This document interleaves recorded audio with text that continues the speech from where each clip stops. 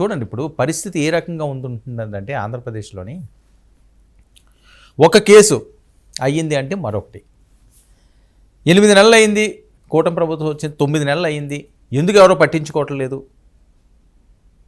ఎందుకు ఎవరు అరెస్టులు చేయట్లేదు అని చెప్పి తెలుగుదేశం పార్టీ శ్రేణులు, జనసేన శ్రేణులు బహిరంగంగానే నాలాంటి డిబేట్స్లో మాట్లాడిన సందర్భాలు ఉన్నాయి.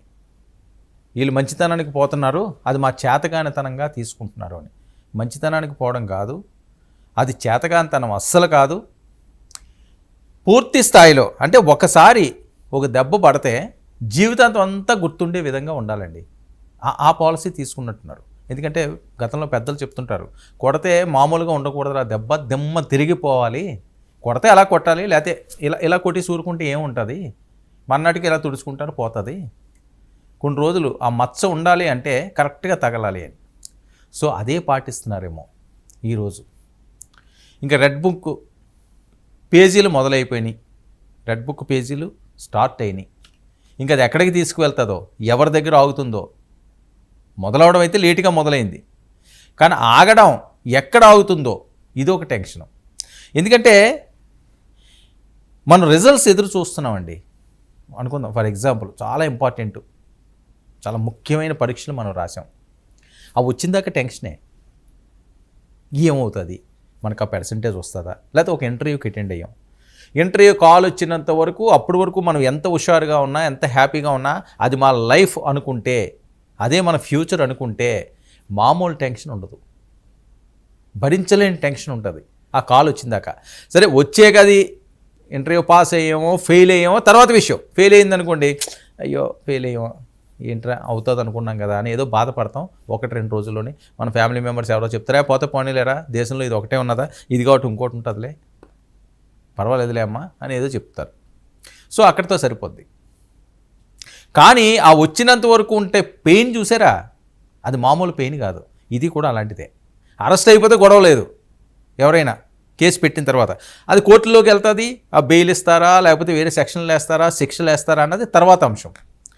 అసలు ఏమవుతుందో తెలియకుండా, ఏం కేసులు పడతాయో తెలియకుండా, ఏం సెక్షన్లు వస్తాయో తెలియకుండా మినిట్ టు మినిట్ టెన్షన్గా ఉంటే ఆ బాధలో పగోడు కూడా రాకూడదు. అలాంటి పరిస్థితి ఈరోజు వస్తుంది. ఎప్పుడు ఎవరిని ఎక్కడ ఏ రకంగా అరెస్ట్ చేస్తారో, ఒకవేళ బెయిల్ వచ్చే అవకాశం ఉంటుంటే మళ్ళీ ఎలాంటి కేసులు పడతాయో, ఎలాంటి సెక్షన్లు పడతాయో. ఇందాక మనం ఒక లాయర్తో కూడా మాట్లాడడం జరిగింది దీనికి సంబంధించి, ఒక హైకోర్టు సీనియర్ అడ్వకేట్తో. పోసాని కృష్ణమురళి గారికి ఉన్న సెక్షన్లు ఒకటి 3 సంవత్సరాలట, ఒకటి 7 సంవత్సరాల రూపట, ఒకటైతే లైఫ్ పడొచ్చట. అంటే అంత పవర్ఫుల్ సెక్షన్లతోటి ఈరోజు కేసులు ఉన్నాయి. ఏదో ఆషామాషిగా పోయే కేసులని కాదు. అయితే ఈ కేసు ఎక్కడ పడింది, వల్లభనేని దాని మీద పడిన కేసుకి సంబంధించి ఇవన్నీ కూడా రాయలసీమ ప్రాంతంలో, చిత్తూరు ప్రాంతాల్లోనే ఎక్కువగా కేసులు పడిన నేపథ్యం. మరి ఆ ప్రాంతంలోనే గతంలో నేను మాట్లాడింది అనంతపురం పోలీసులు రావడం, ఇవన్నీ కూడా నిన్నంతా మనం చర్చ పెద్ద ఎత్తున అయ్యింది, దాని మీద పెద్ద ఎత్తున చర్చకు. అసలు దీనికి అంతటికీ మూల కారణం ఏంటి, అసలు పోషాని ఏం మాట్లాడారు, అది వింటేనే ఇబ్బందికరంగా ఉండే పరిస్థితి. దీనికి అంబటి గారు మేము సైతం అంటూ ఆయన వచ్చారు. ఓకే, జగన్మోహన్ రెడ్డి గారికి తప్పదు, ఆయన కోసమే ఇన్ని తిట్లు వాళ్ళతో తిట్టారు, ఈరోజు జైలుకి వెళ్ళాల్సిన పరిస్థితి వచ్చింది కాబట్టి ఆయన కూడా రంగంలో దిగారు. అసలు పోసాని ఏం మాట్లాడారు ఒకసారి విందామండి. డిఫరెంట్ బైట్స్ ఉన్నాయి, ఒకసారి ప్లే చేయండి అమ్మా. నారా చంద్రబాబు నాయుడు గారి కుమారుడు చూసారా, ఇంకా చూస్తారా, ఈయనకి ఎంతమంది లేడీసో, ఇంతమంది లేడీస్ ఈ దగ్గర పంపిస్తే ఏమంటారు దాన్ని, శ్రీకృష్ణుడు గోపికలతో సరస అల్లాడుతున్నాడా, కృష్ణుడా, ఇది ట్రాఫికింగ్.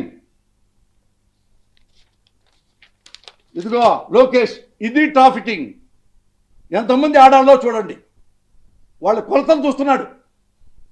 హాఫ్ నిక్కర్లు, హాఫ్ బికినీలు. ఏమండి ఇది కనపడలేదా పవన్ కళ్యాణ్కి? ఓన్లీ నీకు వాలంటీర్లో ఉన్న లేడీసే కనపడతారా నీకు? ఇలాంటి వేషాలు వేశారా లేడీసు? చూపిస్తావా 10 మందిని?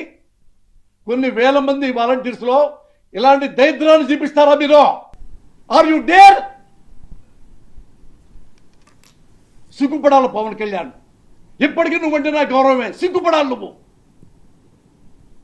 ఇలాగా ఉన్నాడు ఎవడన్నా వాలంటీర్లో?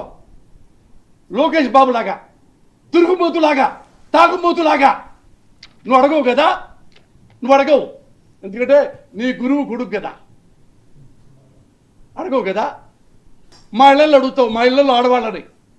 చిరంజీవి ఇళ్ళల్లో ఆడవాళ్ళు అడుగుతున్నావు, నువ్వు మాట్లాడవు. Same Pawan Kalyan. Sincerely I'm telling you as your brother. చూడు ఎక్కడ ఎంతమంది ఆడాళ్ళ మధ్యలో దొల్లుతున్నాడు చిన్న చిన్న నిక్కర్లు వేసుకొని. పరువు నష్టం గురించి కాదు అతను. నన్ను మంగళగిరి తీసుకెళ్ళాలి, వాయిదాలు తిప్పాలి, లోపలికి వెళ్ళే టైంలో బయటకు వచ్చే టైంలో ఈయన్ని మర్డర్ చేయాలి. వీడు మన ఇదిగో ఇలాంటి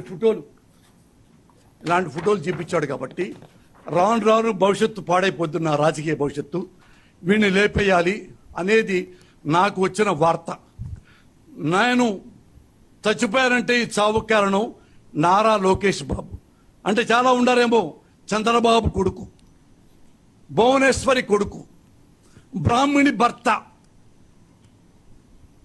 ఇతనే నా చావు కారణం అవుతాడు. బట్ ఒకటి గుర్తుపెట్టుకో లోకేష్, నీ ఇంట్రెస్ట్ నాకు తెలిసింది. నేను అలా లంగాగాడిని కాదు.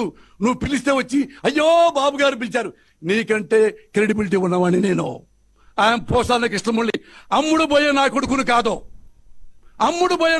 కాదు, ఎవరికైనా సరే ఎబోవ్ ఆల్ జగన్ ఎందుకు ప్రేమించాను? జగన్ యొక్క యాటిట్యూడ్ కోసం, ఆయన క్యారెక్టర్, ఆయన ప్రవర్తన. ఇదండి మనకి పవన్ కళ్యాణ్ గారి గురించి అయితే ఈయన మాట్లాడింది అసలు మామూలుగా కాదు. చాలా ఇబ్బందికరంగా ఉంటుంది, చాలా జిగుప్సాకరంగా ఉంటుంది, వినడానికి అసహ్యంగా ఉంటుంది. ఏం మాట్లాడారు ప్లే చేయండి. ప్రశ్నలు వేయించాడు కదా, ఫ్యాన్స్తో ప్రశ్నలు వేయించావు కదా నా భార్య పట్ల. నేను కొన్ని ప్రశ్నలు వేయాలి. నీ సైకోతో ప్రశ్నలు వేయించాడు కదా, నేను కూడా నీ మీద కొన్ని ప్రశ్నలు, నాకు కూడా కొన్ని సంధిస్తున్నా.